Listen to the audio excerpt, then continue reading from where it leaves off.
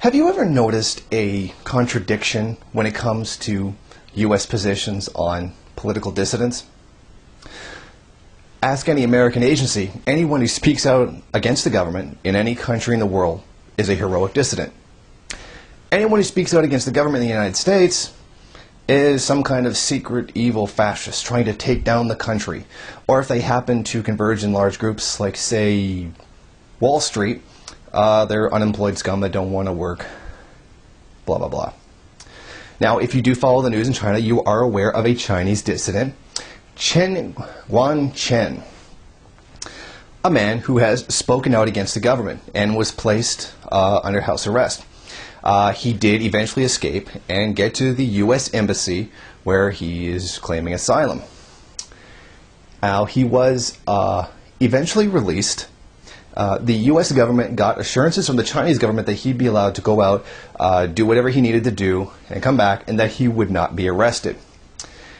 In fact, while he's been held, he has specifically requested Hillary Clinton to take him from the country, bring him to the United States, and treat him like a Cuban exile, I guess.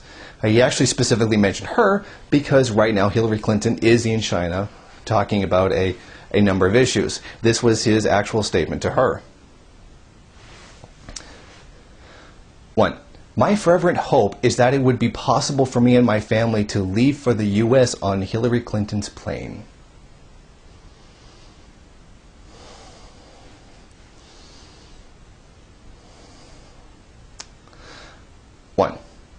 Now, in response, Hillary Clinton has given dead silence because she actually really doesn't care.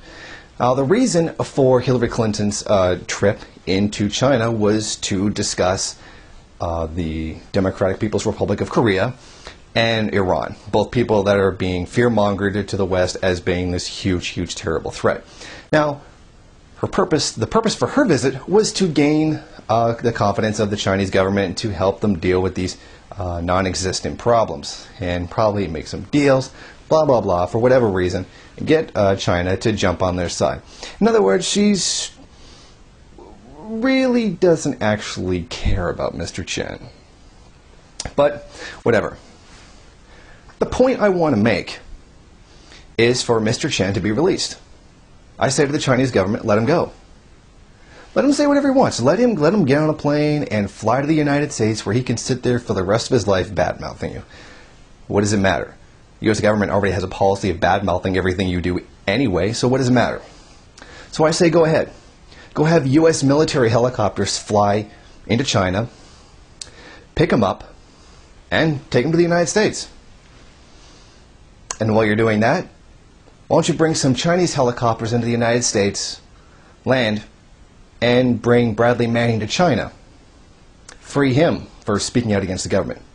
Mr. Chen was placed under house arrest for disagreeing with the government or whatever he was doing, where he was eventually given assurances that he could leave, do whatever he needed to do, and then ran to the embassy. Bradley Manning has been held for hundreds of days without charge.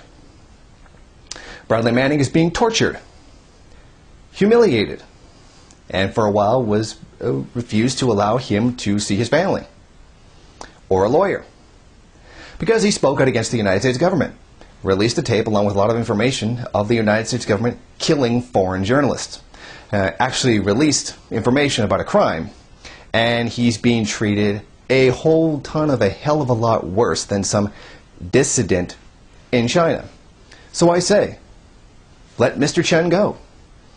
And by that same token, have the Chinese Air Force fly in and spring Bradley Manning from being tortured.